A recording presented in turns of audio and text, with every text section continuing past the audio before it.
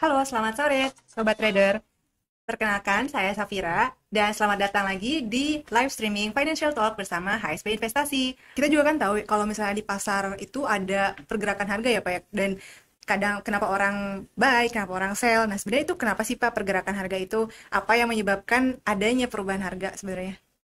Oke, kenapa harga bergerak seperti itu ya? Ya. Sebetulnya kan dasarnya itu kembali lagi ke teori ekonomi. Hmm. Bahwa pergerakan harga produk apapun itu dipengaruhi oleh adanya sebuah transaksi.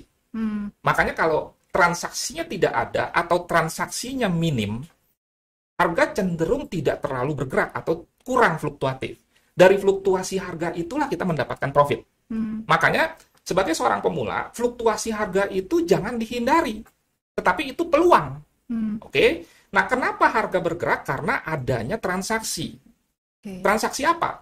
Transaksi permintaan dan penawaran. Ini global. Hmm. Dan ini menjadi basic atau dasar yang harus diketahui dalam Anda melakukan trading apapun. Teori supply and demand. Kalau permintaannya naik, penawarannya tetap atau berkurang, harga akan menjadi naik. Ya. Kenapa sih harga masker bisa naik? Karena permintaan akan masker, apalagi waktu awal-awalnya COVID, Iya. itu kan, mohon Tinggi maaf, sekali. gila-gilaan tinggi Iya. sekali kan. Iya. Nah, itu kan karena besarnya permintaan, Hmm. bergerak karena adanya transaksi. Transaksi apa? Permintaan, penawaran. Nah, sekarang pertanyaannya begini. Permintaan dan penawaran yang dilakukan oleh siapa? Secara prinsip, harga forex gold online dan fisik sama. Hmm. Anda jangan sampai berpikir, wah harga forex online tuh beda dengan harga misalkan falas di money changer. Silakan cek. Tetap sama ya Pak? Sama. Oke. USD sekarang berapa? Euro USD sekarang berapa? Cek ke misalkan BCA, cek ke money changer dan lain sebagainya, maka akan sama. Hmm. Jadi jangan sampai menimbulkan salah persepsi, wah ini harga nih beda nih, misalkan dengan fisik. Enggak, sama. Nah, yang membedakan mungkin selisih antara harga beli dengan harga jual, spread namanya. Ya. Nah, itu beda. Disitulah, misalkan kalau di saham namanya sekuritas, kalau di forex gold namanya broker, kalau di fisik namanya money changer. Dia mendapatkan keuntungan. Makanya, kalau kita ke money changer, kita mau beli dolar umpamanya, kan kita lihat dong harga beli Iya. misalkan. Iya. Nah, kan ada selisihnya. Sehingga kalau kita beli dolar, detik itu juga kita jual, kita rugi. Iya. Karena begitu kita jual, lihat harga beli, harga jualnya yang jual dong, bukan kita. Hmm. Kan gitu. Ya. Nah, makanya kita tahan dulu barangnya dalam tanda kutip, setelah harga naik misalkan, baru kita lepas. Disitulah kita mendapatkan profit. Nah, jadi, sekali lagi saya ulang karena penting, karena banyak salah persepsi, dikira harga forex gold online dengan fisik itu beda. Sama.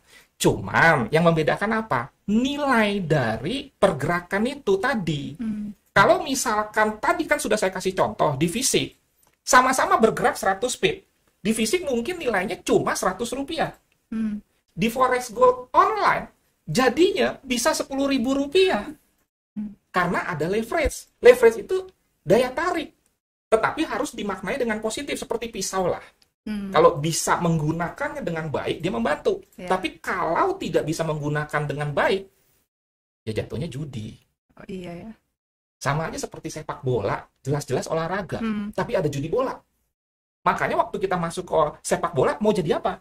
Hmm. Mau jadi pemain atau mau jadi penjudi? Jangan sampai disalahkan sepak bolanya. Sepak bolanya memungkinkan dibuat menjadi judi. Memungkinkan. Hmm. Ya. Nah, termasuk ini. Nah, sekarang, kalau Anda perhatikan slide, misalkan, bahwa yang menggerakkan harga itu, ini contohnya. Bank sentral umpamanya. Kemudian commercial bank, ada financial institution, misalkan di sini bisa juga asuransi, apa segala macam, ada hedge fund manager atau fund manager seperti kalau kita tahu George Soros. Ada perusahaan-perusahaan yang memang dia bukan mencari keuntungan. Hmm. Bahwa pergerakan harga forex gold ini kan karena supply and demand. Ya. Nah, tidak semuanya mengambil keuntungan. Hmm. Contoh Vira misalkan, punya karyawan misalkan nih, wah, bule. Kan gajinya dolar. Hmm. Dia butuh dolar dong. Nah, kalau misalkan semua perusahaan di Amerika butuhnya dolar, pada saat dia melakukan penggajian, dia kan butuh dolar banyak. Iya. Itu menggerakkan market. Hmm. Makanya, totalinya Baik itu untuk kebutuhan mencari keuntungan, termasuk untuk kebutuhan berlangsungnya perusahaan. Karena tidak semua orang membeli mata uang tujuannya untuk mencari keuntungan. Itu tadi, pada awal saya kasih contoh. Vira mau kuliah ke Jerman, butuh euro. Ya. Ya kan? Kalau banyak yang ke Jerman, maka permintaan akan euro kan Semakin tinggi. bertambah ya. Oke. Sehingga pola pikir kita jangan sempit. Nah, inilah pelaku pasar forex gold tadi. Inilah yang menyebabkan harga bergerak. Ya. Jadi itu akumulasi dari pihak-pihak yang memang mencari keuntungan, spekulasi, memang untuk kebutuhan operasional. Belum lagi nanti kalau kebutuhan hedge fund, misalkan di hedge, kan ada sistem hedge. Saya buka coffee shop umpamanya. Saya butuh kopi sebagai biji kopinya bahan mentah, itu banyak misalkan bertonton. Saya butuhnya 3 bulan lagi. Tapi saya mau ikat sekarang harganya, itu namanya kontrak. Misalkan harga kopi per kilogram 100.000. Saya ikat sekarang 100.000. Punya plus minus dong. Kalau 3 bulan lagi ternyata harga kopi 150.000, saya untung. Ya. Karena saya bayarnya 100.000. 100.000 di awal ya. Betul. Oke. Tapi kalau harga kopi ternyata anjlok jadi 50.000, Rugi. sebetulnya nggak bisa dibilang rugi juga. Yang penting sebetulnya, pokoknya saya nanti 3 bulan lagi nggak mau mengeluarkan uang lebih dari 100.000. Sebetulnya lebih ke arah situ. Nah, itu tujuannya bukan mencari keuntungan, tapi melindungi cash flow saya nih, supaya nanti pada masanya jangan sampai bleeding Oke. akibat kurs. Ya. Gitu. Jadi memang bukan untuk ditransaksikan ya Pak ya itu. Betul. Oke. Nah, jadi poinnya sekali lagi, ada beberapa hal yang mesti diketahui dengan baik. Sebelum kita masuk ke analisa teknikal, Iya. analisa fundamental. Jadi harus lebih basicnya dulu, dikuasain dulu ya. Betul. Oke. Mekanisme transaksi forex-nya seperti apa tuh Pak? Kalau tadi kan pergerakannya kita udah tahu bagaimana karena adanya permintaan yang tinggi dari misalnya satu kurs mata uang. Terus kalau misalnya mekanismenya itu sendiri seperti apa ya? Oke, kita lihat ke slide ya, supaya lebih jelas. Market forex online itu tidak tersentralisasi. Itu juga perbedaan dengan saham. Kalau saham itu tersentralisasi. Sehingga, misalkan kita beli saham BCA, nama kita tercatat di Bapepam. Itu. Berapa lot pun. Jadi, wah masa sih saya 1 juta aja beli saham tercatat? Tercatat. Kenapa? Karena datanya terpusat, servernya di Bapepam tuh. Oke. Sehingga volume transaksi saham bisa diketahui secara persis. Makanya ada istilah arus asing masuk, arus asing keluar. Itu maksudnya dia masuk untuk membeli saham, itu arus masuk. Kemudian misalkan dia mendapatkan keuntungan, dia lepas, itu arus asing keluar.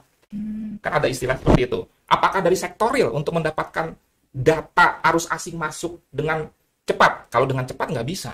Sektoril misalkan buka pabrik, dari sahamnya bisa. Nah, untuk forex online, yang mengatur pergerakan harga ini disebut dengan interbank.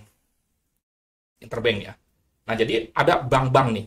Nah, mereka ini diatur secara otomatis dengan sistem yang disebut dengan platformnya itu ada 2. EBS, Electronic Brokerage System atau Service, saya lupa, dan Router. Nah, ini. Nah, kemudian di sini tidak ada leverage. Jadi seperti forex fisik deh. 1:1. Kemudian ini transaksi mereka sampai 5 triliun loh US dollar. Nah, kemudian nanti transaksi itu dilempar ke market maker namanya. Market maker ini ada hierarkinya macam-macam. Ada yang namanya broker. Apa sih broker? Mungkin pertanyaannya seperti itu ya. Broker itu perantara. Mungkin bahasa sehari-hari kita biar gampang, calo makelar. Ya. Mempertemukan pembeli dengan penjual. Ya, yang di tengah-tengahnya ya. Betul.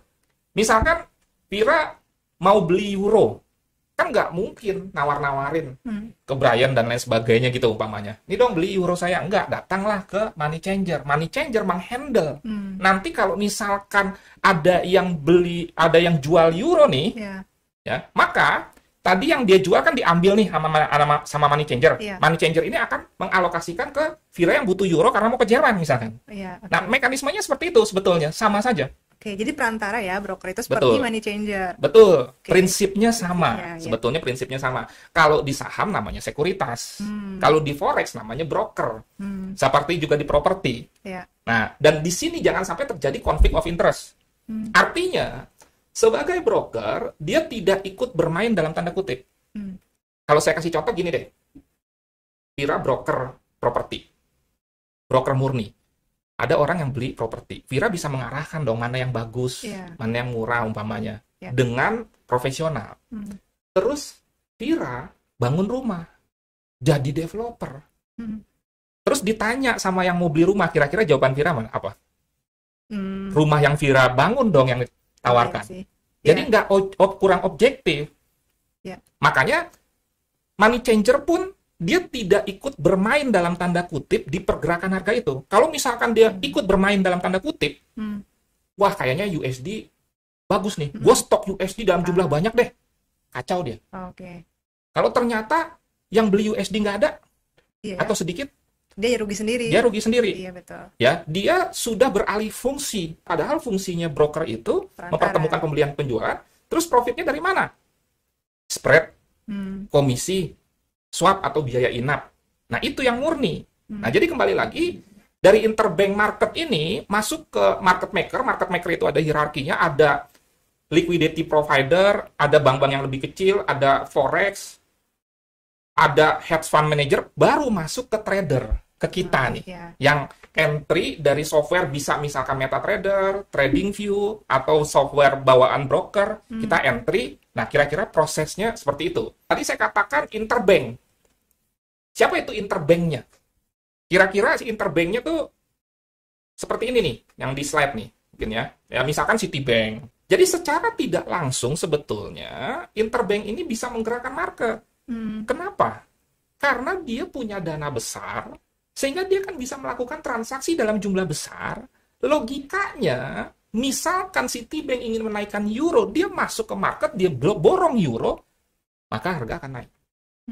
Dan jangan menganggap, wah kacau dong dunia forex berarti. Sebetulnya prinsipnya bisnis apapun begitu kok.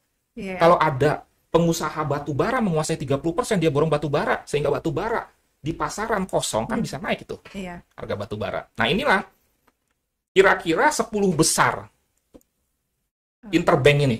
Nah 10 ini. Ini kira-kira totalnya 70%. 30% yang terbagi jadi ratusan. Tapi 70% kuenya dikuasai oleh 10 ini. Gitu. Dan kita tidak perlu takut dengan ini. Yang penting kita bisa dan paham mengamati gerakan mereka. Karena itu kita perlu belajar. Wah, banyak ya Pak penjelasannya sore hari ini. Gimana nih teman-teman? Udah lebih ada gambaran belum soal trading? Kalau aku pribadi sih udah lebih jelas nih soal kayak kita sebelum mulai trading itu sendiri, trading forex harus tahu dulu juga basicnya gimana. Jadi jangan asal ikut-ikutan. Apalagi sekarang juga banyak yang kayak investasi ABC ikut-ikutan karena lagi booming. Nah, sebenarnya teman-teman mesti perhatiin dulu juga resikonya selain keuntungannya, dan juga mekanismenya seperti yang tadi dijelaskan oleh Pak Nofri, supaya ada gambaran sebenarnya gimana ya, apakah nanti saya akan untung atau enggak, seperti itu. Jadi jangan lupa ya, 2 minggu yang akan datang kita akan ada lagi sesi kedua. Lagi-lagi kita akan bersama Bapak Nofri. Topiknya adalah rahasia sukses trading forex dan gold online. Jadi kan hari ini kita udah tahu ya basic-basicnya. Nah, nanti untuk 2 minggu lagi kita akan belajar rahasianya gimana sih supaya sukses bertrading forex. Oke, kalau gitu terima kasih banyak Pak Nofri dan juga teman-teman semua. Sampai jumpa di acara selanjutnya. Dah.